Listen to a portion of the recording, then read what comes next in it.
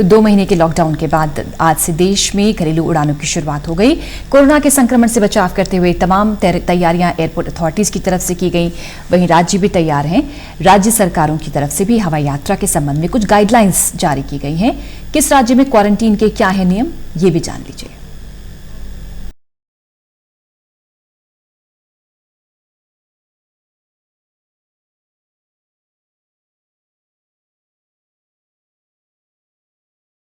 मुस्कुराहट, किसी के चेहरे पर सुकून, किसी के चेहरे से झलक रही है अपनों के बीच पहुंचने की खुशी। बेशक सबके चेहरे पर एहतियातन मास्क है, पर यह अंदाजा लगाना मुश्किल नहीं है कि जब तकरीबन 2 महीने बाद आप अपने प्रदेश जा रही हैं, अपने परिवार के बीच पहुंचने वाले हैं या अपने काम को शुरू करने वाले हैं, तो मन में उत्साह, दिल में तरंग कुछ ऐसी ही होंगी, चेहरे के भाव कुछ ऐसे ही होंगे। 2 महीने के लॉकडाउन के बाद सोमवार से जब विमान सेवा शुरू हुई तो लोग खुश नजर आए।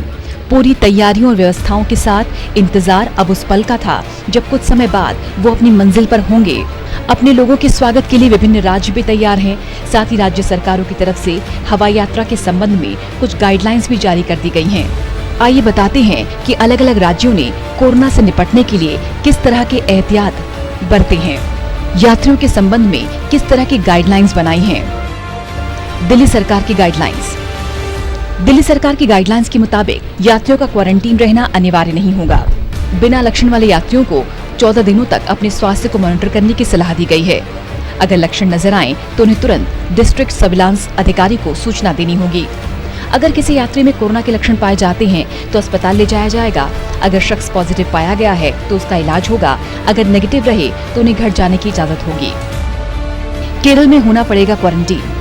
केरल ने हवाई सेवा को लेकर गाइडलाइंस जारी करते हुए कहा कि यात्रियों को COVID-19 jagratha.kerala.nic.in पर रजिस्टर करना अनिवार्य है। केरल पहुंचे यात्रियों को 14 दिनों तक क्वारंटीन रहना होगा। हालांकि यात्रियों की सुविधा के लिए तिरुवनंतपुरम से केरल परिवहन विभाग की बसें चलेंगी, जिससे कि लोग उसमें बैठकर दूसरे जिलों तक जा सकें। लखनऊ के नियम। फ्लाइट से सफर करने वाले यात्रियों को 14 दिन के लिए होम क्वारंटीन रहना होगा। अगर किसी यात्री को कहीं और जाना है या रवाना होना है तो उसका क्वारंटीन रहना अनिवार्य नहीं है। हालांकि यात्रा की पूरी जानकारी देनी होगी। पंजाब हिमाचल में नियम। पंजाब और हिमाचल सरकार ने तय किया है कि सभी यात्रियों को 14 दिन के लिए होम क्वारंटीन रहना होगा। बिहार में पेड क्वारंटीन रहना होगा।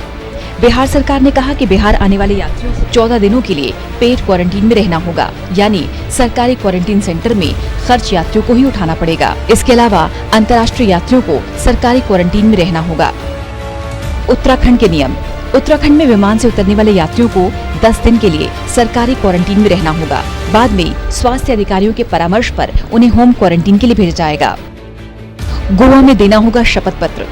गोवा सरकार ने कहा है कि यात्रियों को एयरपोर्ट पहुंचने पर एक शपथ पत्र देना होगा।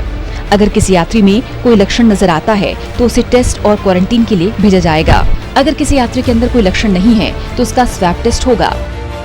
तमिलनाडु में 14 दिन का क्वारंटीन।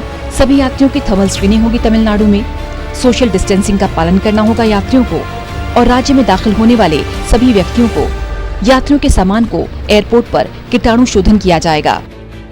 कर्नाटक के नियम। कर्नाटक सरकार ने भी तय किया है कि एयरपोर्ट पर पहुंचने वाले यात्रियों को 7 दिन का सरकारी क्वारंटीन अनिवार्य है।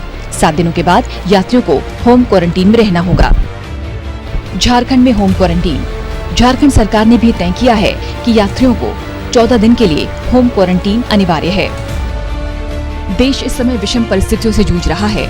ऐसे में सरकार व्यवस्थाएं बना रही है और ये सुनिश्चित कर रही है कि हर यात्री सुरक्षित रहे और सुरक्षित अपने घर पहुंचे। Special desk, total news.